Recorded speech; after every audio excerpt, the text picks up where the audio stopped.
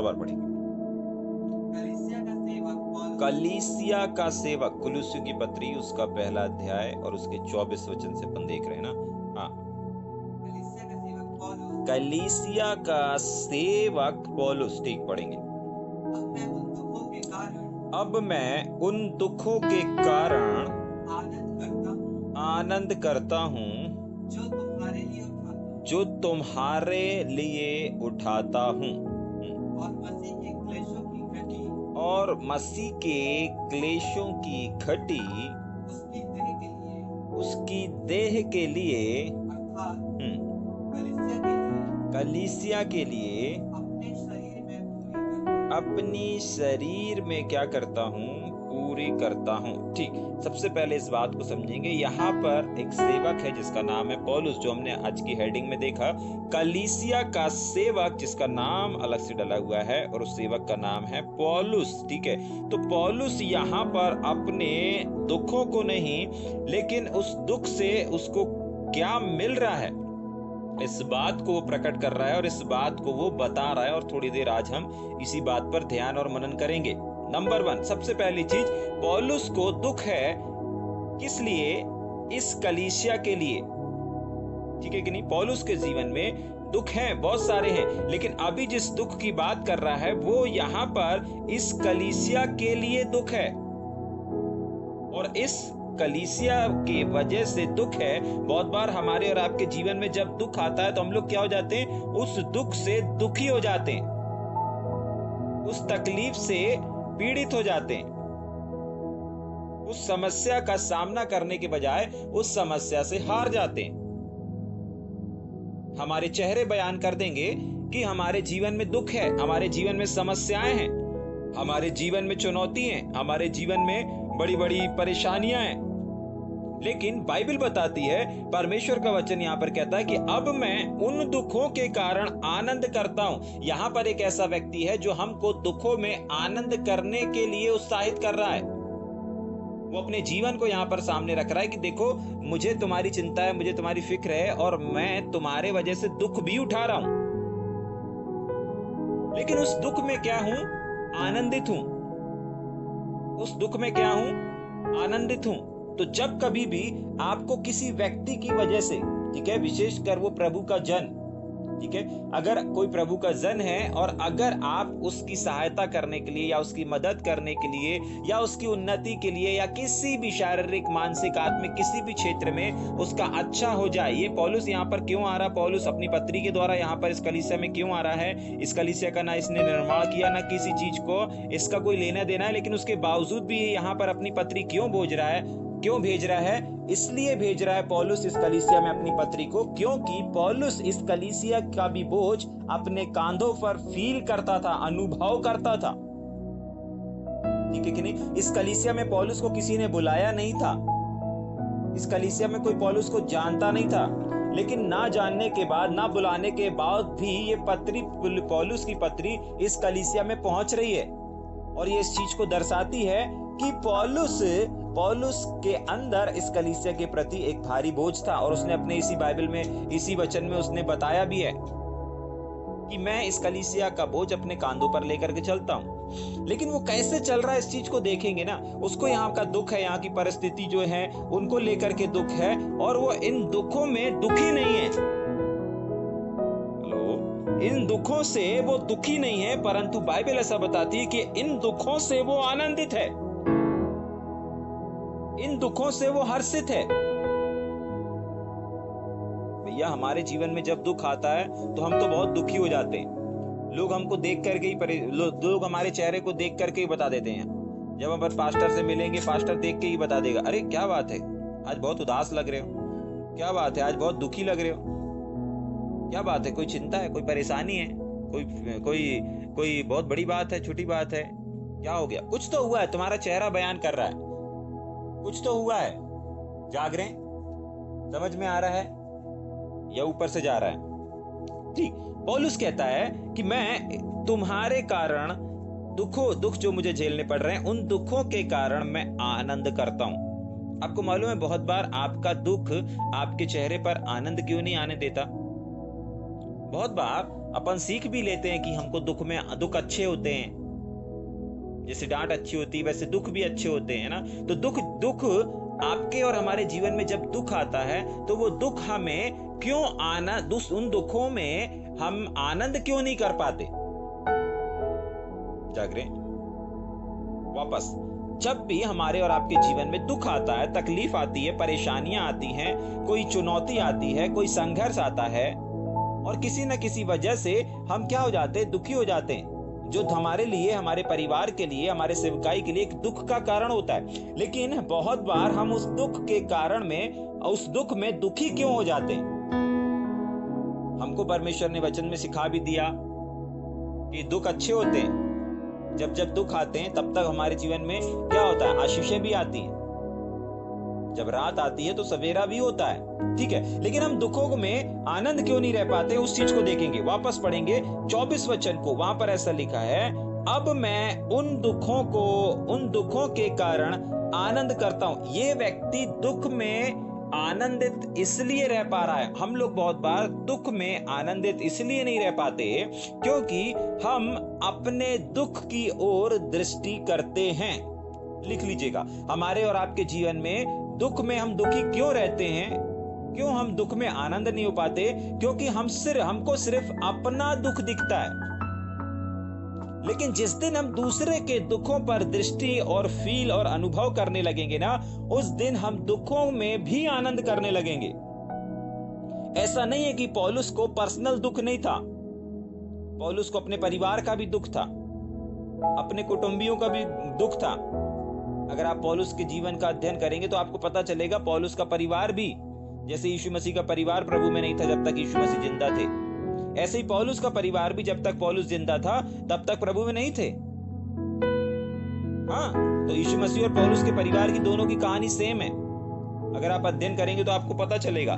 लेकिन यहाँ पर पौलुस इस दुख में आनंदित क्यों है? ऐसा नहीं है कि पौलुस को अपने पर्सनल दुख नहीं थे, उसके पास भी बहुत दुख थे। लेकिन पौलुस इन दुखों से होकर के गुजरने पर भी आनंद क्यों मना पा रहा है? क्योंकि वो अपने दुख को नहीं, लेकिन सामने वाले दुख को, वो कह रहा है, साफ कह रहा है, मैं तुम्हारे कारण, अब मैं उन दुखों के कारण आनंद करता हूं जो तुम्हारे लिए उठाता हूं। किसके लिए उठाता हूं? तुम्हारे लिए उठाता हूं। मतलब पौलुस अपने दुखों को दबा करके यहां सामने वाले के दुखों की ओर ज्यादा ध्यान दे रहा है। बहुत बार हम लोग अपने घर, अपने परिवार, अपनी नौकरी, अपने बच्चे, अपने दुखों में इतना ज्यादा दुखी हो जाते हैं कि हम उस दुख का आनंद नहीं ले पाते। हाँ, और वो आनंद हमारे जीवन में इसलिए नहीं आता क्योंकि हम सिर्फ अपने बारे में देख रहे हैं, अपने फाइनेंस के बारे में देख रहे हैं, अपने परिवार के बारे में देख रहे हैं। अरे नजर उठा करके दूसरों की तरफ भी आपको देखना है। जिस दिन आप दूसरों के दुखों के बारे में देखना शुरू कर देंगे ना, उस दिन आपको अपना दुख बहुत छोटा सा लगेगा। जागरे, समझ में आ रहा है? हाँ, यीशु मसीह जब सेवकाई में थे 3.5 साल, उनके पास भी दुख था कि उनका परिवार उनके साथ में नहीं था, उनका परिवार उनकी सेवकाई में नहीं खड़ा था। हाँ, और बल्कि सेवकाई में रुकावट डालने के लिए आ जाते थे, बार बार मिलने के लिए। समझ में आ रहा है? हाँ, तो यीशु मसीह की सेवकाई में यीशु मसीह के सेवकाई में यीशु मसीह का परिवार भी नहीं खड़ा था। हो सकता है आपकी सेवकाई में आपका परिवार ना खड़ा हो सकता है परमेश्वर से ही दूर हो, पौलुस के परिवार की तरह। पौलुस का भी जो परिवार था, पौलुस के भी जो लोग थे, पौलुस का भी जो रिश्तेदार थे, वो सारे लोग प्रभु को नहीं जानते थे। पौलुस का परिवार भी पौलुस के साथ में नहीं खड़ा था। एक व्यक्ति देख रहा है कि यीशु मसीह उद्धार करता है और बहुतायत से परमेश्वर उसके द्वारा काम भी कर रहा है, क्या उसको दुख नहीं होगा कि यार मेरे घर के ही लोग नहीं बचे, मैं तो दूसरों को बचा रहा हूं? जाग रहे हैं? बहुत बार लोग इस वजह से अपनी रफ्तार और अपनी सेवकाई को रोक देते हैं। ये शैतान का झूठ है। जो लोग बोलते हैं ना कि पहले अपने परिवार को बचा ले, ठीक है कि नहीं, पहले अपने परिवार को सुसमाचार सुना ले, बाद में दूसरों को सुनाना। नहीं, ये शत्रु शैतान की आवाज है। जाग रहे हैं? हमारे प्रभु यीशु मसीह ने नहीं सुना इस आवाज को, हमारे पौलुस ने नहीं सुना इस आवाज को, आपको भी नहीं सुनना है। यीशु मसीह का परिवार यीशु मसीह की सेवकाई में नहीं था, पौलुस का परिवार पौलुस की सेवकाई में नहीं था। ये दोनों अपने परिवारों के लिए बहुत घुटने तोड़ते थे, दुख से होकर के गुजरते थे। देखते थे कि यार सारे लोग, मैं जहां जहां जा रहा हूं वहां वहां परमेश्वर का आत्मा काम कर रहा है, भीड़ की भीड़ प्रभु को ग्रहण कर रही है, सब कुछ हो रहा है, लेकिन मेरे अपने परिवार के लोग ही उद्धार को प्राप्त नहीं करें। तो ऐसा नहीं था कि इनकी सेवकाई में दुख नहीं था, पौलुस की सेवकाई में भी दुखों की कमी नहीं थी, लेकिन पौलुस अपने दुखों में दुखी ना होकर के वो सामने वाले के दुखों में आनंद कर रहा है। वो कह रहा है कि तुम्हारे लिए मैं उठाता हूं, मतलब तुम्हारे वजह से मुझे कुछ दुख उठाना पड़ा, कुछ नुकसान झेलना पड़ा, कुछ चीज को सहन करना पड़ा, कुछ चीज को बर्दाश्त करना पड़ा, दुखों से होकर के, कांटों से होकर के गुजरना पड़ा। तुम्हारे यहां सेवकाई करना मेरे लिए एक चैलेंजेस था, लेकिन मैंने उस चैलेंज को एक्सेप्ट किया। तुम्हारे यहाँ मुझे सेवकाई करना, यहाँ बिना बुलाए आना, यहाँ पर अपने तुम्हारे लिए, तुम्हारी आवश्यकताओं के लिए परमेश्वर के वचन से तुमको बोलना, बताना, सिखाना, ये सब एक चैलेंजेस था। लेकिन पौलुस कह रहा है अब मैं उन दुखों के कारण आनंद करता हूं, मतलब आनंद मनाता हूं जो तुम्हारे लिए मैंने उठाया। जाग रहे? अब एक सवाल, आज हो सकता है आपके जीवन में दुख हो सकता है आपके जीवन में तकलीफ हो, लेकिन अब अगर मैं एक सवाल पूछूं कि वो दुख, वो तकलीफ जो इस समय आपके घर, आपके परिवार में और आपके व्यक्तिगत जीवन में या आपकी सेवकाई में या कहीं पर भी अगर आप देख रहे हैं, किसी दुख को देख रहे हैं, किसी दुख के पहाड़ को देख रहे हैं, किसी परेशानी को देख रहे हैं, किसी बड़ी चुनौती को देख रहे हैं अपने सामने, तो अब एक सवाल कि क्या आप उस चुनौती में आनंदित हैं, उस दुख में आनंदित हैं? पता है, सिंपल सा आंसर है, अगर आप सिर्फ अपने दुख को देखने वाले व्यक्ति होंगे ना, तो आप अपने दुख से दुखी ही रहेंगे। वापस, अगर आप सिर्फ अपने दुखों की ओर दृष्टि करने वाले होंगे ना, तो आप उस दुख में दुखी ही होंगे, उन दुखों के साथ आनंदित नहीं होंगे। आपके शब्द मायूसी को जाहिर करेंगे, आपके शब्द निराशा को जाहिर करेंगे, आपके शब्द चिंताओं को जाहिर करेंगे, आपके शब्द एक भारी बोझ को जाहिर करेंगे।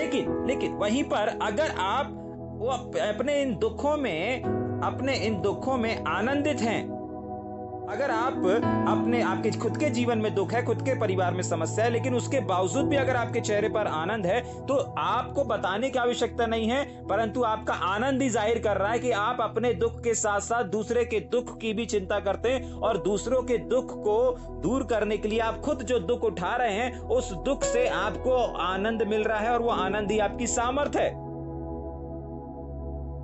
जागरे, आप सिर्फ अपने दुख की ओर दृष्टि करने वाले व्यक्ति नहीं हैं, परंतु आप दूसरों के दुख की ओर भी दृष्टि करने वाले व्यक्ति हैं। और ऐसा व्यक्ति उन दुखों के कारण जो उसके जीवन में है, और जो लोगों के वजह से, जो मसीह लोगों के वजह से उसके जीवन में आ रहा है, उन सब से और उन सारी बातों से, उन सारे दुखों से हर्षित रहेगा, आनंदित रहेगा। और यही चीज पौलुस के साथ घट रही है, और यही चीज पौलुस बताने का प्रयास कर रहा है कि देखो, मेरे को जो दुख हो रहा है ना, वो तुम्हारे कारण हो रहा है, और मैं इन तुम्हारे कारण जो दुख उठा रहा हूं, उन दुखों के कारण मैं क्या हूं? आनंदित हूं। अगर कोई मसीह भाई, अगर कोई मसीह बहन, आप उनकी सहायता करते हैं, आप उनकी मदद करते हैं, और उस मदद के दौरान, उस सहायता के दौरान आपको कुछ घटी झेलना पड़ता है, आपको कुछ नुकसान झेलना पड़ता है, आपको या फिर कुछ दुख झेलना पड़ता है, तो आप उस दुख में आनंद के साथ अगर उसमें शामिल हैं, मिलता है। जब आप किसी की मदद करते हैं ना, जब आप किसी की हेल्प करते हैं ना, तो आपको व्यक्तिगत देखना, जब अगर आप मसीह में हैं तो एक बड़ा सुकून मिलेगा, एक आनंद मिलेगा। आपको किसी की मदद करने के बाद पछतावा नहीं होगा, आपको किसी की हेल्प करने के बाद कोई भी किसी भी प्रकार का क्या नहीं होगा, पछतावा नहीं होगा। आप ऐसा नहीं बोल सकते, अरे यार मैंने फालतू उसको समय दे दिया। जाग रहे? हाँ, नहीं बोल सकते, बल्कि आनंद के साथ मिलोगे, आनंद के साथ रहोगे, हर्षित रहोगे। जाग रहे? समझ में आ रहा है या ऊपर से जा रहा है? हो सकता है उस हेल्प या उस सहायता करने के लिए आपको दुख से होकर के गुजरना पड़े, लेकिन उस दुख में भी आपके अंदर परमेश्वर अपने आनंद को रखेगा। क्यों? क्योंकि आप अपने दुख के बारे में नहीं, लेकिन आप किसी और के दुख के बारे में सोच रहे हैं। आप किसी और के दुख के बारे में क्या कर रहे हैं? चिंता कर रहे हैं। आप किसी और के दुख के बारे में क्या कर रहे हैं? बयान कर रहे हैं। समझ पा रहे हैं? परमेश्वर का वचन कहता है, अभी मैं एक भाई को अच्छे से जानता हूं। वो भाई अभी खुद का काम बंद है। वो खुद का काम 2 महीने 3 महीने से बंद करके रखा है। लेकिन अभी भी वो क्या कर रहा है? अभी जहां पर उसकी आवश्यकता पड़ रही है, वो वहां पर उन लोगों को समय दे रहा है, जिन लोगों से जो विश्वासी हैं, विशेष करके विश्वासी हैं, उन लोगों को भी समय दे रहा है। अब उस बीच में उसको खुद को नुकसान उठाना पड़ रहा है, खुद का उसका हर्जाना होने के बावजूद भी वो आनंद के साथ इन तमाम चीजों को कर पा रहा है। पता है क्यों कर पा रहा है? क्योंकि उसकी दृष्टिकोण में उसका दुख कोई मायने नहीं रखता। उसकी दृष्टि में सिर्फ उसका दुख नहीं है, परंतु वो अपने दुख के साथ साथ औरों के दुख की ओर भी दृष्टि करता है। जाग रहे हैं? एक मसीह सेवकों के अंदर ये चीज होनी चाहिए। अगर परमेश्वर ने कहा ना अपने वचन में, बंदियों की ऐसी सुधि लो कि मानो तुम भी उनके साथ बंदी हो। मतलब जैसा वो फील कर रहे हैं वैसा तुम भी फील करने पाओ। आप उनसे वैसे बात मत करो कि तुम अंदर के हो और मैं बाहर का हूं। नहीं, आप उनसे ऐसे बात करो कि नहीं, हम एक समान हैं। जाग रहे हैं? पौलुस इसी बात को समझाने का प्रयास कर रहा है कि मैं देखो, मैंने तुम्हारे यहाँ पर पत्री भेजने के उस लिए और तुम्हारे पास एक सेवक भेजने के चक्कर में मुझे क्या करना पड़ा? मुझे दुख से होकर गुजरना पड़ा, और अभी भी मैं दुख से होकर गुजर रहा हूं। लेकिन मैं इन दुखों के लिए दुखी नहीं हूं, परंतु मैं इन दुखों के लिए आनंदित हूं। ठीक, आगे पढ़ेंगे। ठीक, अब मैं उन दुखों के कारण आनंद करता हूं जो तुम्हारे लिए उठाता हूं। ठीक, उसके आगे, और साथ ही साथ मसीह के क्लेशों की घटी उसकी देह के लिए अर्थात कलीसिया के लिए अपने शरीर में पूरी करता हूं। ठीक, अब यहां पर देखेंगे, मसीह के क्लेश की घटी के लिए मसीह की देह की कलीसिया का, मसीह की देह का मतलब होता है कलीसिया। बाइबल में कलीसिया को देह भी बोला गया है और कलीसिया भी बोला गया है। ठीक है, दोनों चीज, जहां देह आता है तो आप कलीसिया समझ लीजिए, और जहां कलीसिया आता है वहां पे भी आप कलीसिया समझ लीजिए। ठीक है कि नहीं? तो ये सब क्यों पौलुस ने इन दुखों में आनंद कर रहा है? क्योंकि उसकी वजह भी लिखी है, आगे लिखा हुआ है, और मसीह के क्लेशों की घटी उसकी देह के लिए अर्थात कलीसिया के लिए अपने में पूरी करता हूं। एग्जाम्पल के लिए, अगर एक सामने से तीर आ रहा है, एक सामने से तीर आ रहा है, शत्रु आपको तीर मार रहा है, और उस तीर आप देख रहे हो कि एक आपके कोई अपने की ओर अपने को लगने वाला है, या वो आपका अपना नहीं भी है। विशेषकर अगर हम कुलुस्सियों की पत्री देखें तो कुलुस्सियों की पत्री पौलुस की अपनी नहीं थी। ठीक है, कुलुस्सियों की कलीसिया पौलुस की अपनी कलीसिया नहीं थी। ठीक है कि नहीं? लेकिन पौलुस ने देखा कि नहीं, एक शत्रु शैतान इनकी कलीसिया में काम कर रहा है।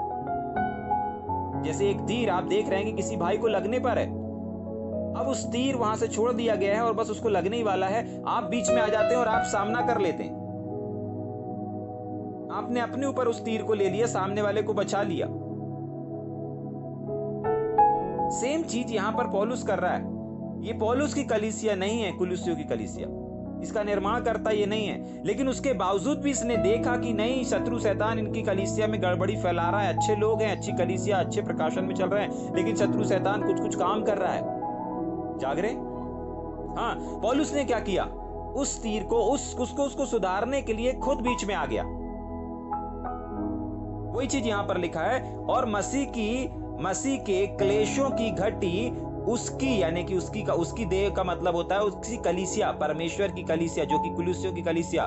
ठीक है कि नहीं? अभी इस कलीसिया की बात करें, उसकी देह के लिए अर्थात कलीसिया के लिए अपने शरीर में पूरी करता हूं। मतलब वो दुख जो इस कलीसिया को उठाना था या उठाना पड़ता आगे जाकर के, वो दुख पौलुस ने अपने ऊपर ले लिया। जैसे सारे संसार का पाप, जैसे सारे संसार का बोझ हमारे और आपके प्रभु यीशु मसीह ने ले लिया।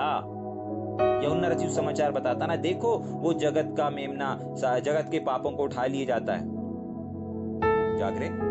ऐसे ही पौलुस ने इस कलीसिया के सारे उस तकलीफ को, सारे उस दुख को अपने ऊपर उठा लिया, अपने शरीर में उठा लिया। क्यों? क्या सोच करके उठाया? कि ये मसीह की देह की कलीसिया है। ये कलीसिया भी किसकी है? मसीह की कलीसिया। आप समझ पा रहे हैं एक मसीह जीवन को? आप समझ पा रहे हैं एक आत्मिक व्यक्ति को? बहुत बार हम अब वहां पर समय देते हैं जहां से हम जुड़े रहते हैं, जहां पर हमारा नाम दर्ज रहता है, या जिस कलीसिया में हमारा नाम दर्ज रहेगा, हम वहां पर अपने समय को देते हैं, वहां पर अपने आप को देते हैं। इस बात को समझने का प्रयास करिए। पौलुस ने इस कलीसिया के ऊपर जो दुख तकलीफ आने वाली थी, उसको जगह अपनी पीठ को कर दिया, अपने आप को सामने ला दिया। वो साफ इस बात को कह रहा है कि इस क्लेशों की जो गति थी ना, वो इस कलीसिया के प्रति घट जाए, उसको मैंने अपने शरीर पर ले लिया, मैं अपने शरीर में पूरा कर दिया। जो वार, जो तकलीफ, जो शस्त्र शत्रु शैतान चला रहे थे, उसका सामना ये कलीसिया नहीं कर पा रही थी। पौलुस आ गया, पौलुस ने करके दिखाया। बहुत बार हमको इससे सीखना है। अपने लोगों की मदद करना बहुत आसान होता है, अपने लोगों की सहायता करना बहुत आसान होता है, अपने लोगों के लिए कुछ करना बहुत आसान होता है, लेकिन दूसरों के लिए अपना काम धंधा सब कुछ छोड़ करके, जिनसे उनका कोई लेना देना नहीं है, वो किसी और जगह के हैं, उनके लिए अपने समय को देना एक बड़ी बात होती है। जाग रहे हैं? एक मसीह विश्वासी, एक मसीह सेवक की निशानी होती है, जो कि हम सबों के अंदर होना चाहिए, और हम सबों के अंदर है। तभी के लिए हम एक दूसरे के लिए क्या रहते हैं? एक दूसरे की सहायता करने के लिए। एक वचन जो मुझे विवश करता है, एक वचन जो मुझे बल देता है, ठीक है कि नहीं? और वो वचन है, मेरा फेवरेट वचन है कि यदि हम भलाई करने में, यदि तुम भलाई करने में उत्तेजित रहो, तो तुम्हारी बुराई करने वाला फिर कौन है?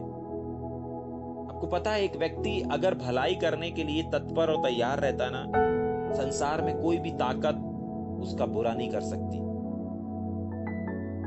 जाग रहे हैं? अगर आप अपने जीवन में निस्वार्थ, स्वार्थ वाली भलाई नहीं, देखो स्वार्थ वाली भलाई पौलुस नहीं कर रहा। अगर पौलुस अगर उसके खास लोग होते, उसके अपने लोग होते, और वो उनके लिए उनके शत्रु के तीरों को अपने ऊपर लेता, अपनी देह पर लेता, बड़ी बात रहती किसी के लिए कुछ कर लेना। लेकिन उससे भी बड़ी बात तब हुई जब इसकी कलीसिया नहीं, इसके लोग नहीं, ये इसका निर्माण करता नहीं, उसके बावजूद भी इसके लिए दर्द रख रहा है, उसके बावजूद भी इनके लिए तकलीफ रख रहा है। ये पावरफुल बात है, ये मसीह जीवन है। अपनों के लिए रोटी लेकर के आना, अपने लोगों की कमी घटी को पूरा करना बहुत आसान होता है। चिड़ियां तक कर लेती हैं। जब चिड़ियां, मुर्गी, छोटे जंतु जानवर, जब वो लोग के बच्चे पैदा होते हैं, है ना, वो लोग भी अपने बच्चे के लिए दाना चुग करके लेकर के आते हैं, ये करके लाते हैं, वो करके लाते हैं, उनकी पूरी कमी घटी को पूरी। कोई बड़ा काम नहीं है। बड़ा काम कब है? खुद के जीवन में संघर्ष चल रहा हो, खुद के जीवन में दुख हो, लेकिन सामने वाले को दुख को ज्यादा महत्व समझ करके उनको समय देना। जाग रहे हैं? समझ में आ रहा है? उनकी वजह से अपने नुकसान को करना, उनकी वजह से दुख झेलना, और आनंद के साथ सामने वाले को पता भी नहीं चलने देना। जाग रहे हैं? पौलुस ने नहीं पता चलने दिया। पौलुस तो अपने आनंद को नहीं, उनको उनके दुखों के आनंद को मना रहा है। अपने दुख के लिए आनंद नहीं कर रहा है। बोल रहा है तुम्हारे कारण जो मुझे दुख हो रहा है उसकी वजह से मैं आनंद करता हूँ, और ये सब मैं इसलिए कर रहा हूँ क्योंकि मैं इस बात को समझता हूँ, मैं इस बात को जान गया हूँ कि ये कलीसिया भी परमेश्वर की कलीसिया है, ये भी परमेश्वर की देह है, अर्थात कलीसिया। जाग रहे हैं? समझ में आ रहा है? एक बार पूरा पढ़ेंगे 24 वचन, उसके बाद आगे चलेंगे। यस। अब मैं उन दुखों के कारण आनंद करता हूँ। याद रखिए, आपको दुखों में आनंद अगर नहीं मिल रहा है तो समझ जाइए कि आप अपने दुखों से दुखी ही होंगे और दुखी ही होते चले जाएंगे। लेकिन जब आप दूसरों के दुखों में आनंदित, वो वाला आनंद नहीं, समझ में आ गया? हाँ, आनंदित करता हूँ।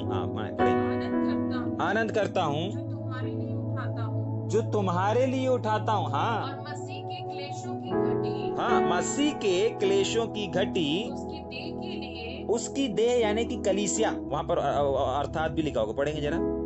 उसकी देह के लिए, अर्थात अगर देह समझ में नहीं आया, देह अगर एक शरीर को देख रहे होंगे तो उसके आगे जस्ट उसने क्लियर किया। देह का मतलब अर्थात कलीसिया, मतलब तुम्हारे झुंड, तुम्हारे लोगों को मैं एक कलीसिया के रूप में देख रहा हूँ, एक देह के रूप में देख रहा हूँ। और इस देह, इस कलीसिया का जो सर है, इस देह और इस कलीसिया का जो सिर है वो मसीह है। तो मैं ये सब कुछ किसके लिए कर रहा हूँ? मसीह के लिए कर रहा हूँ। हाँ, देह के लिए कर रहा हूँ। और आगे अर्थात कलीसिया के लिए। हाँ, अपने शरीर में पूरी कर रहा हूँ। कौन सी घटी?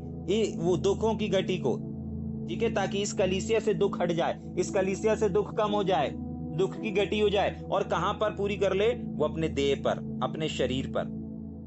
जाग रहे हैं? हाँ, आगे पढ़ेंगे जल्दी से 25 वचन। जिसका मैं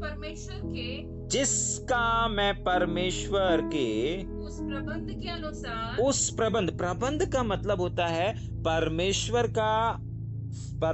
देखिए, अपन किसी चीज का प्रबंध करते हैं। अगर अपने घर में कोई मीटिंग हो रही तो अपन मीटिंग का आयोजन करते हैं, ठीक है, मीटिंग का प्रबंध करते हैं। मतलब उस प्रबंध में क्या क्या चीजें रहेंगी, कहाँ कितने लोग आएंगे, कहाँ कहाँ बैठेंगे, क्या क्या चीजें होंगी, अभी ये होगा, गवाही होगी, भजन होगा, ये होगा। मतलब पूरा जो अरेंजमेंट, पूरा जो सेटअप होता है ना, उसको बोलते हैं प्रबंध करना। तो पौलुस इस बात को बोल रहा है, देखो ये सब मेरा सिस्टम नहीं है,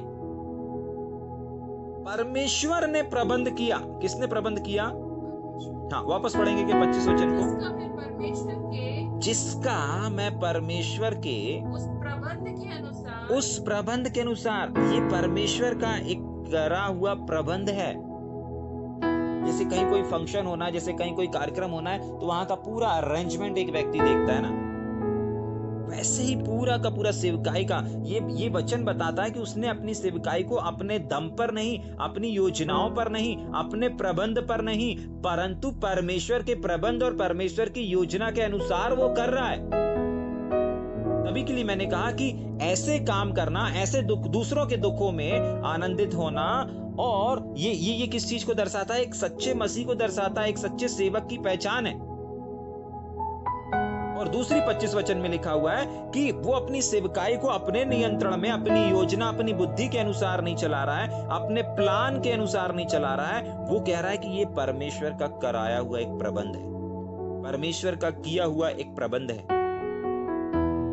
जैसे कहीं पर एक अच्छा डेकोरेट मिल जाता है तो अपन लोग पता किसने किया यार डेकोरेट, यार उसके बर्थडे में तो बहुत अच्छा डेकोरेट था यार प्रबंध तो बहुत अच्छा किया आपने। किसी की शादी में अगर देखते, खाने का अलग, नॉन वेज अलग और वेज अलग, चाट का प्रोग्राम अलग है ना, रसगुल्ले का प्रोग्राम अलग, आइसक्रीम का प्रोग्राम अलग, बच्ची पार्टी अलग, है ना। तो जब लोग देखते हैं, जब लोग जाते हैं वहां पर, तो उसके बाद अरे यार बहुत अच्छा अरेंजमेंट किया था, बहुत अच्छा प्रबंध किया। ठीक है कि नहीं? जाग रहे हैं? समझ में आ रहा है? वैसे ही पौलुस इस बात को बता रहा है, और इस बात से हमको इस बात को सीखना है कि देखो, पौलुस ने अपने परिवार हो, अपनी सेवकाई हो, अपना काम हो, अपना बिजनेस, सब कुछ परमेश्वर के नियंत्रण में रखा था। एक व्यक्तिगत प्रार्थना में अपन, बहुत बार आप लोगों ने सुना होगा ना कि अपन इस प्रार्थना को करते हैं कि पिता मैं अपना आत्मिक जीवन आपके हाथों में सौंपता हूँ, पिता मैं अपने सेवकाई को आपके हाथों में सौंपता हूँ, पिता मैं अपने पारिवारिक जीवन को आपके हाथों में सौंपता हूँ, पिता मैं अपने व्यवसाय को आपके हाथों में सौंपता हूं। फिर उसके बाद क्या बोलते हैं अपन? पिता आप अपनी योजना, अपने उद्देश्य के अनुसार चलाएं। जाग रहे हैं? जो लोग इस प्रकार से प्रार्थना करते ना, मैं बताना चाहता हूं, उन लोगों को अपने उठाए हुए हर एक कदम पर कभी भी पछताना नहीं पड़ता। वो लोग कभी भी ये नहीं बोलेंगे अरे यार गलती हो गई, अरे यार ऐसा नहीं करना था, वैसा करना था, अरे वैसा कर लेते तो ज्यादा अच्छा रहता, ऐसा कर लेते तो ज्यादा अच्छा रहता। जो लोग इस प्रकार से इस व्यक्तिगत प्रार्थना को करते हैं ना, अपने प्रतिदिन इस शब्द को बोलते हैं कि पिता मैं अपना आत्मिक जीवन, मैं अपना शारीरिक जीवन, मैं अपना सेवकाई का जीवन, मैं अपने व्यवसाय अब आपके हाथों में सौंपता हूं, और आप उसे अपनी इच्छा, अपनी योजना के अनुसार चलाएं। तो आप विश्वास करें, अगर आप बोल सकते हैं तो आपका और हमारा परमेश्वर उस चीज को कर सकता है। अगर आप बोल नहीं सकते तो फिर आपके लिए नॉर्मल चीजें होंगी, साधारण चीजें होंगी, असाधारण चीजें नहीं होंगी आपके लिए। जाग रहे हैं? समझ में आ रहा है? ठीक। जिसका मैं परमेश्वर के उस प्रबंध के अनुसार सेवक बना जो तुम्हारे लिए मुझे सौंपा गया। इसके अंदर जो बोझ आया था, उस बोझ को भी वो अपना बोझ नहीं कह रहा है। कहां पर सौंपा था परमेश्वर ने? बोल रहा है अपने हृदय में। क्या लिखा है? मुझे सौंपा गया। तो कहां पर सौंपा गया? उसके हृदय में इस चीज को डाला गया। मुझे सौंपा गया ताकि मैं परमेश्वर के वचन को पूरा पूरा प्रचार करूं। जाग रहे हैं?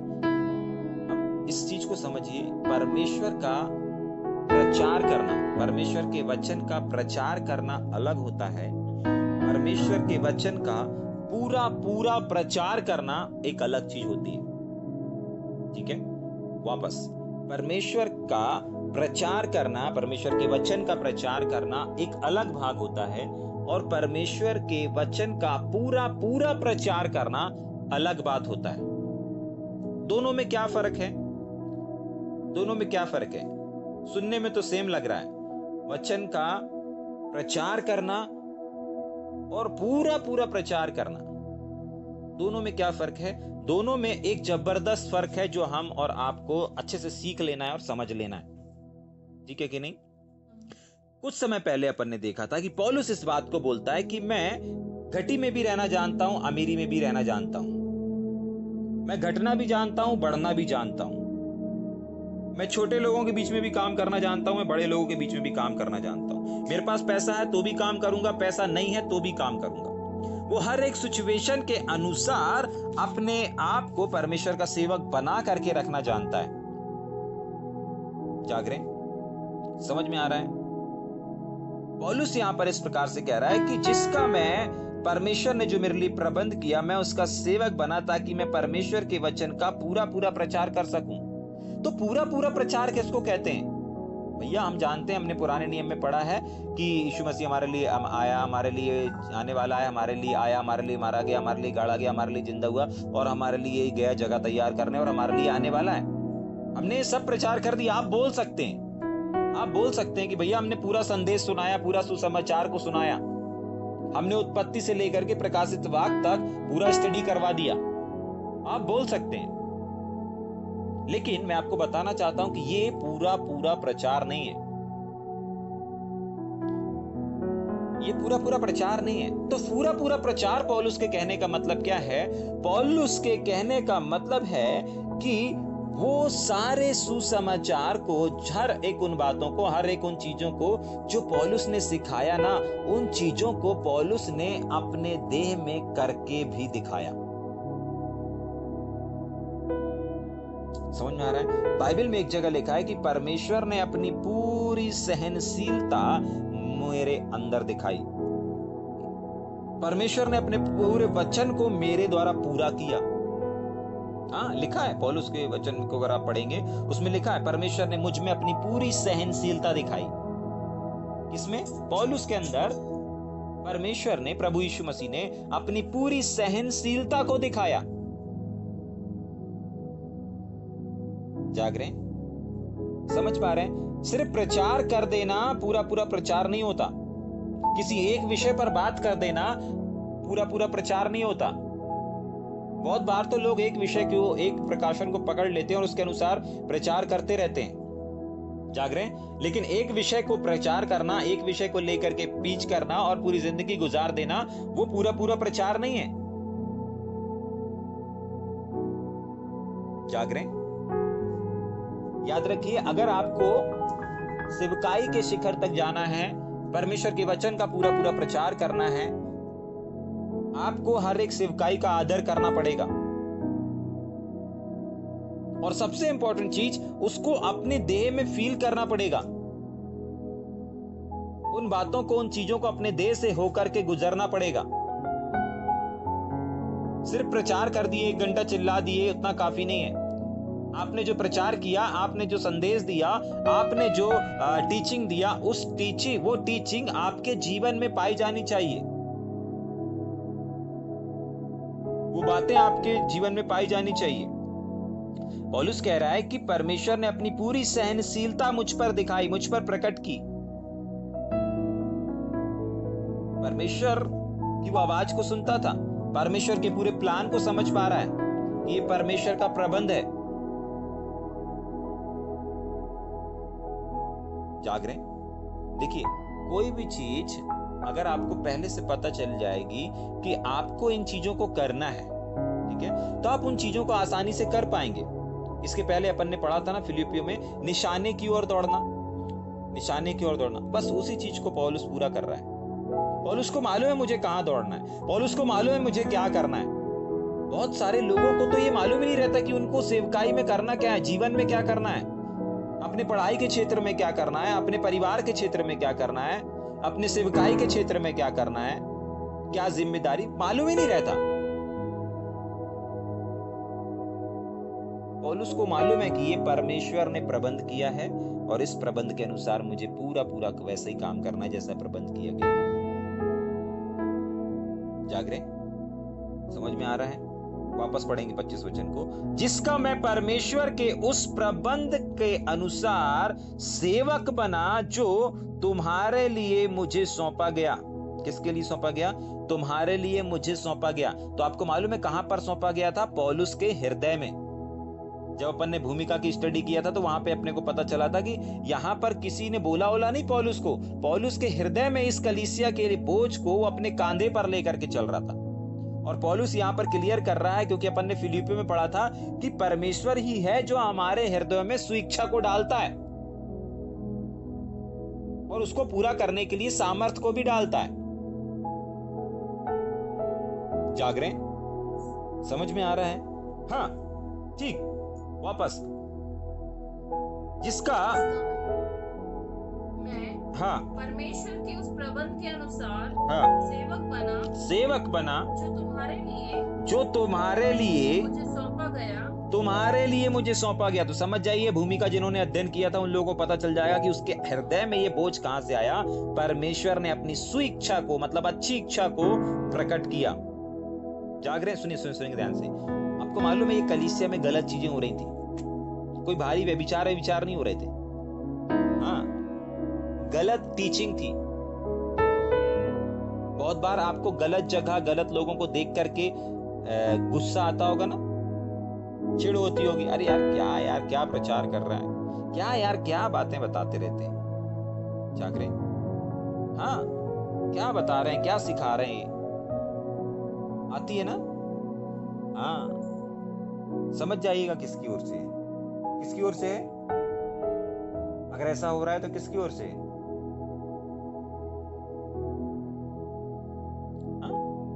परमेश्वर की ओर से है? नहीं, परमेश्वर की ओर से नहीं है, ये शत्रु शैतान की ओर से। अगर गलत लोगों को देख करके, अगर गलत टीचिंग को देख करके, अगर गलत प्रचार को सुन करके आपको लग रहा है अरे यार क्या बता रहे हैं, क्या सिखा रहे हैं, मेरे को मिलना था, मेरे को पता चलना था, मैं बताता। अगर ये चीजें आपके दिमाग में, आपके मन में आ रही तो शत्रु शैतान की ओर से। लेकिन परमेश्वर की ओर से क्या होगा? परमेश्वर की ओर से वो होगा जो यहां पौलुस के साथ घटा। पौलुस के साथ क्या घटा? पौलुस के साथ ये घटना घटी कि इन कलीसिया में शिक्षा की घटी थी, टीचिंग की कमी और घटी थी। तो पौलुस के अंदर परमेश्वर ने एक स्वेच्छा को डाला, और वो स्वेच्छा को सिर्फ उस परमेश्वर ने डाला नहीं, परंतु उसको पूरा करने का भी सामर्थ्य दिया, और पौलुस इस पत्री को लिख भी पाया। जाग रहे, एक प्रबंध को बता रहा है पौलुस कि देखो परमेश्वर ने एक प्रबंध किया, मेरे हृदय में डाला, फिर मेरे को उसके अनुसार करने का, पत्री लिखने का क्या दिया? सामर्थ्य भी दिया। तुम्हारे लिए मुझे सौंपा गया ताकि मैं परमेश्वर के वचन को पूरा पूरा प्रचार कर सकूं। बहुत बार लोग बोलते हैं ना, भैया मुझे रात में दर्शन में ये देखा, मुझे वो देखा, मुझे ये देखा, लेकिन उनसे ये उसके दूसरे दिन, तीसरे दिन या चौथे दिन या एक हफ्ते बाद या एक महीने बाद उनसे पूछ लीजिएगा, भैया उस दिन आपको दर्शन मिला था, क्या आपने उस दर्शन को पूरा किया? उस दर्शन का हुआ क्या? जाग रहे, भैया पता नहीं क्या हुआ, बस दर्शन देखे थे। जाग रहे, हाँ, ऐसे लोगों का कुछ नहीं हो सकता। जब परमेश्वर आपको किसी चीज के बारे में, किसी चीज के लिए आपने मान लीजिए नेगेटिव देख लिया, आपका कर्तव्य है कि परमेश्वर आपको उनके लिए बोझ दे रहा है। हाँ, देखिए ताली एक हाथ से नहीं बजती। किसी से हमको हाथ मिलाना है तो एक हाथ हमको बढ़ाना पड़ेगा और सामने वाले व्यक्ति को भी अपना हाथ आगे बढ़ाना पड़ेगा, तब एक हाथ दूसरे हाथ से मिल पाएगा। अपन किसी से प्रेज द लॉर्ड करने जाते हैं ना तो हाथ मिलाते हैं ना, यीशु जिंदा करने जाते हैं ना तो हाथ मिला आगे बढ़ाते हैं। सामने वाला अगर हाथ ना दे तो कोई फायदा है क्या? नहीं। सेम चीज परमेश्वर के सिस्टम में भी है। परमेश्वर आपको एक कदम बढ़ा करके इशारा कर देगा, बता देगा, अगर आप उस इशारे को, आप उस कदम को नहीं समझ पाए तो फिर परमेश्वर दूसरा कदम नहीं बढ़ाएगा। कभी आपने ऐसा सीन देखा है क्या? आपने एक हाथ बढ़ाया, भाई प्रेज द लॉर्ड, जय मसीह की। इमेजिन करिए, आपने अपने एक हाथ को आगे बढ़ाया और आप सामने वाले से बोल रहे हैं, भैया प्रेज द लॉर्ड, बहन प्रेज द लॉर्ड। अगर उसने हाथ नहीं बढ़ाया तो आप दूसरा हाथ भी आगे बढ़ा देते हैं क्या? अब इमेजिन करें, कभी आपने ऐसा सीन देखा है? अगर आपने एक हाथ बढ़ाया और सामने वाले ने नहीं हाथ बढ़ाया तो आप दूसरा हाथ भी आगे दे देते हैं क्या? नहीं दे पाएंगे आप। क्यों नहीं दे पाएंगे? वहां पर आपका ईगो बीच में आएगा। और आना भी चाहिए, जागरे, आना भी चाहिए भाई। जब वो एक हाथ की कदर नहीं कर रहा तो दूसरे हाथ की कदर क्या करेगा? जब वो एक हाथ को एक्सेप्ट नहीं कर रहा तो दूसरे हाथ को एक्सेप्ट कहां से करेगा? जब आप एक छोटे से मनुष्य होकर के इतनी चीजों को बारीकी से ध्यान करते हैं, नोटिस करते हैं और समझ है आपके पास तो आप समझ लेते हैं, तो जरा सोचिए, हमारा परमेश्वर तो समझ का, ज्ञान का, बुद्धि का दाता है। परमेश्वर एक हाथ दे करके, एक स्टेप बढ़ा करके आपको, मान लीजिए किसी के लिए आपको दिखाया ना कुछ नेगेटिव, तो समझ जाइए कि आपको उसके लिए प्रार्थना करना है। अगर आपने प्रार्थना नहीं किया तो दोबारा आपको किसी उसके बारे में क्या, किसी और के बारे में भी परमेश्वर कुछ नहीं बताएगा, ना दर्शन में ना स्वप्न में। जो लोग आपके और हमारे कानों में बार बार दर्शन की बातें करते होंगे ना, आप उनसे एक हफ्ते बाद पूछिएगा, भैया उस दर्शन का किया क्या आपने? जागरे बोलेंगे भैया कुछ किए नहीं। वो भाई के बारे में दिखा, उसके लिए घुटने तोड़े, उपवास रखा, जाके मिले, नहीं भैया नहीं मिल पाए, ठीक है। ऐसे ही परमेश्वर हर किसी के, यही तो है परमेश्वर जो खटखटाता है ना। हाँ, ये यही खटखटा रहा है, आपको स्वप्न और दर्शनों की दुनिया में, स्वप्न और दर्शनों के वरदानों से भरना चाहता है, दानियल के समान आपको इस्तेमाल करना चाहता है। बट आप उसकी आवाज को सुन करके दरवाजा नहीं खोल रहे। पौलुस ने सुना, पौलुस ने देख लिया, अरे प्रबंध किया मेरे लिए, मेरे मन में डाला, उसके बाद शांत नहीं रहा, उसके बाद आगे किया, उसने पत्री लिखना शुरू किया, एक सेवक को तैयार किया, भेज दिया, जाओ। क्या हुआ? बच गई कलीसिया। क्या हुआ? आज हम अध्ययन कर रहे हैं। क्या हुआ? एक पत्री और प्लस है उसकी गिनती में। जाग रहे? समझ में आ रहा है? ठीक, वापस पढ़ेंगे। जिसका मैं परमेश्वर के, हाँ, उस प्रबंध के अनुसार सेवक बना जो तुम्हारे लिए मुझे सौंपा गया है। हाँ, ताकि मैं परमेश्वर के वचन को पूरा प्रचार करूं। याद रखिएगा, अधूरी सेवा करने से क्या क्या घाटे होते हैं अपन ने देख लिया था। आज भी अपन ने एक दो उदाहरण देखा। अगर आपको किसी के बारे में देखा, कोई दर्शन देखा, कोई नेगेटिव चीजें दिखी, कोई पॉजिटिव चीजें दिखी, परमेश्वर आने वाली बातों को, घट गई बातों को बता रहा, लेकिन अगर आपने उस ओर ध्यान नहीं दिया, जाग रहे, तो समझ जाइए परमेश्वर नहीं बताएगा। परमेश्वर एक बार खटखटाएगा, दो बार खटखटाएगा, तीन बार खटखटाएगा, हमेशा खटखटाता नहीं रहेगा। जाग रहे, हमेशा खटखटाता नहीं रहेगा। परमेश्वर एक दिन आपको बुलाएगा, दो दिन आपको बुलाएगा, तीन दिन आपको बुलाएगा। परमेश्वर एक अवसर देगा, दो अवसर देगा, तीन अवसर देगा। हमेशा वो अवसर देते नहीं रहेगा। कुछ दिन पहले ही अपन ने सीखा था, अवसर और समय एक ऐसी चीज है जो एक बार चला गया तो वापस नहीं आता। तो इस बात को आपको और हमको समझना है, अवसर को बहुमूल्य समझना है। जाग रहे? ठीक, आगे चलेंगे। 26 वचन। अर्थात उस भेद को, हाँ, जो समयों और पीढ़ियों से गुप्त रहा, हाँ, परंतु अब उसके उन पवित्र लोगों पर प्रकट हुआ है, हाँ, जिन पर परमेश्वर ने प्रकट करना चाहा कि उन्हें ज्ञात हो कि अन्य जातियों में उस भेद की महिमा का मूल्य क्या है। बस थोड़ा सा रुकेंगे। परमेश्वर का वचन कहता है, अर्थात उस भेद को जो समयों और पीढ़ियों से गुप्त रहा। आज सुबह भी हमने इसी चीज को पढ़ा था ना। हाँ, और मैं जिस वचन को ढूंढ रहा था, एक्चुअली वो वचन यही वाला था। मैं जो वचन आज ढूंढ रहा था ना यूहन्ना में, और उसमें अपन ने पढ़ा था, एक्चुअली उसका ये था कि जो यशायाह ने बोला ना कि वो परमेश्वर ने छुपा करके रखा, तो उसको क्लियर यहाँ पर ये वाला वचन ही था। ठीक ठीक है, तो ये प्रोफेटिक वचन है, ठीक है। वापस पढ़ेंगे 26 वचन को। अर्थात उस भेद को, कौन सा वाला भेद, तो आप पुराने नियम में चले जाइएगा। हाँ, जो समयों और पीढ़ियों से, समय और पीढ़ियां, ये आपको कंफर्मेशन है कि ये पुराने नियम में चले जाइए आप। हाँ, गुप्त रहा मतलब उस समय रहा तो सही, लेकिन पर्दा पड़ा हुआ था। रहा तो सही था, वचन था।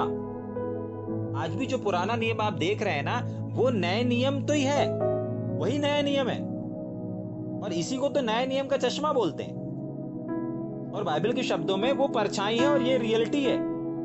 पुराना नियम रियलिटी नहीं, पुराना नियम परछाई है, छाया है। बाइबल के शब्दों में पढ़ेंगे तो पुराना नियम क्या है? छाया है, शैडो जिसको बोलते हैं।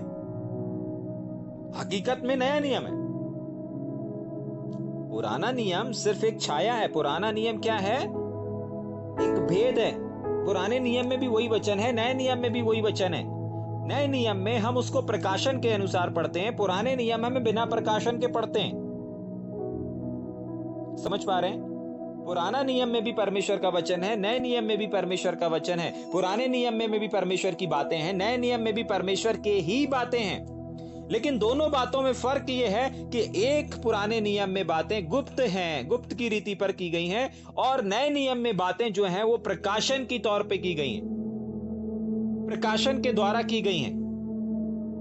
नए नियम में सब कुछ प्रकाशित करते, जो नए नियम को अध्ययन करते हैं, परमेश्वर उनको प्रकाशन प्रकाशन प्रकाशन प्रकाशन प्रकाशन प्रकाशन से भरते जाते हैं। क्योंकि नया नियम जो है वो क्या है? परमेश्वर के भेदों को खोलना। वापस पढ़ेंगे 26 वचन को। अर्थात उस भेद को जो समयों और पीढ़ियों से गुप्त रहा, अब क्या हो रहा है? वो गुप्त चीजें अब क्या हो रही है? भेद की चीजें। आगे पढ़िए। परंतु अब परंतु अब परंतु अब परंतु परंतु अब अभी, राइट नाउ, अभी इस समय क्या हो रहा है? उसके उन पवित्र लोगों पर प्रकट हम है वो पवित्र लोग। बाइबल बताती है हम यीशु मसीह के लहू बहा दिए जाने से अब हम क्या हो गए हैं? पवित्र हो गए हैं। अब हम उसके लहू के छिड़काव के अंतर्गत आते हैं। अब हम उसके लहू से धुले हुए लोगों की श्रेणी में आते हैं। जाग रहे हैं? हाँ, अब हम उसके लहू से धुले हुए लोगों की श्रेणी में आते हैं। और यहाँ पर कह रहा है कि अब, और अगर वचन को पढ़ना है और अगर जानना है तो बाइबल में, पतरस की किताब में साफ लिखा हुआ है कि अब तुम एक चुना हुआ राज और पवित्र और चुना हुआ राजवंशधारियों का समाज हो। तो हम पवित्र लोगों की श्रेणी में आते हैं, और ऐसे ही लोगों के बीच में परमेश्वर अपने भेद, अपने रहस्य और अपनी उन गुप्त बातों को खोलता है और प्रकट करता है, और करता चला जा रहा है। जाग रहे? हाँ, वापस। अर्थात उस भेद को जो समयों और पीढ़ियों से गुप्त रहा, तो हम समझ में आ गया। पुराने नियम में जो बातें हैं वो गुप्त की रीति पर हैं, एक पर्दा पड़ा हुआ है, वो वाली चीजें हैं। लेकिन पर्दा हट चुका है, भेद खोल दिया गया है। जो छिपी हुई बातें थी उसको गुप्त अब नहीं रह गई, वो अब परमेश्वर ने उसको आज के जनरेशन में प्रकट कर रहा है। जाग रहे हैं?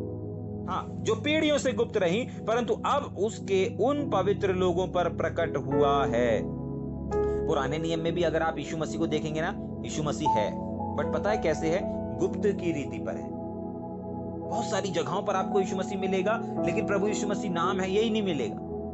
परमेश्वर के पुत्र के रूप में आप देखेंगे, मतलब छुपा हुआ सा देखेंगे। लेकिन उसको प्रकट रूप में देखना है तो आपको नए नियम को देखना पड़ेगा, नए नियम को जानना पड़ेगा, नए नियम को पढ़ना पड़ेगा, नए नियम को अध्ययन करना पड़ेगा। आप पुराने नियम में देखेंगे, उत्पत्ति किताब में भी वहां पर लिखा है कि आओ हम मनुष्य को बनाएं। वहां पर भी 2 से 3 लोग, पिता पुत्र पवित्र आत्मा।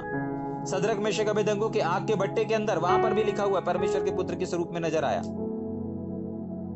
मूसा जब लोगों को लेकर के निकला, चट्टान से पानी पिलाया, बाइबल बताती है वो चट्टान मसीह था, मतलब चट्टान के रूप में भी वहां था।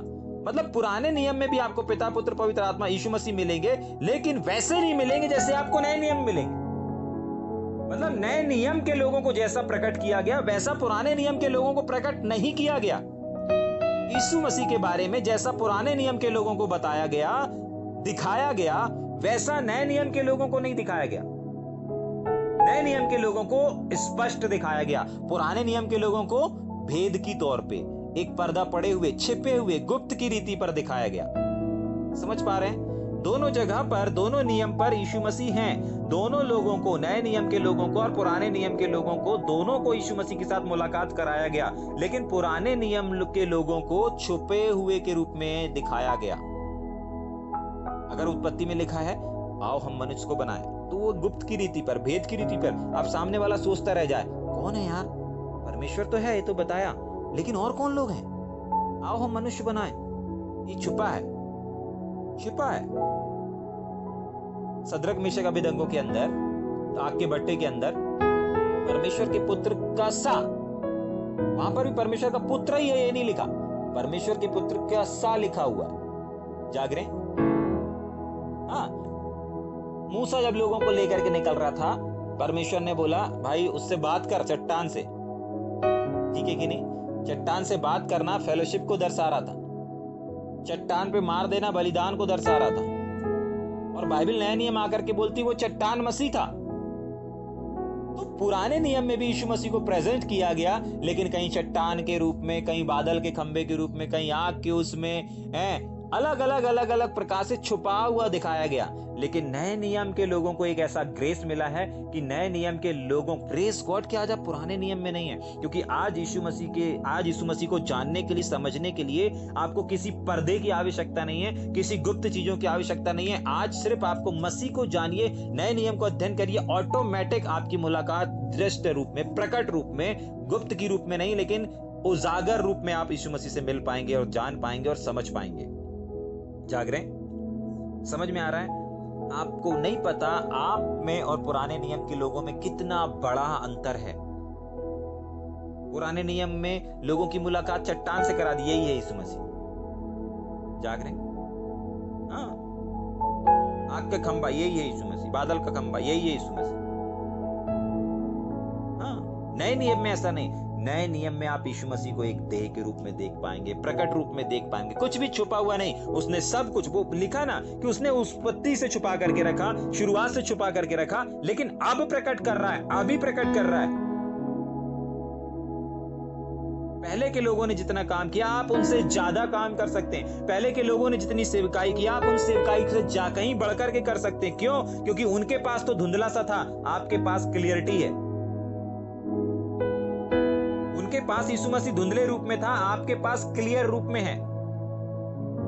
वो पुराने नियम में यीशु मसीह उनके साथ साथ चलता था, आज तो आपके अंदर चल रहा है। पुराने नियम में यीशु मसीह, परमेश्वर आकाश से वाणी हुआ करती थी, आज तो परमेश्वर आपके अंदर से बात करता है। पहले परमेश्वर पुराने नियम में आकाश से बोला करता था, आज तो आपके मुख के द्वारा बोल रहा है। जाग रहे? पहले आपको पवित्र आत्मा को बुलाने के लिए, भरने के लिए संघर्ष करना पड़ता था। अब नए नियम के लोगों के लिए अंदर तो पवित्र आत्मा उनके अंदर वास करता है, बसता है, ऐसा लिखा है, हृदय में डाला गया, ऐसा लिखा है। जाग रहे? समझ में आ रहा है या ऊपर से जा रहा है? ठीक, 27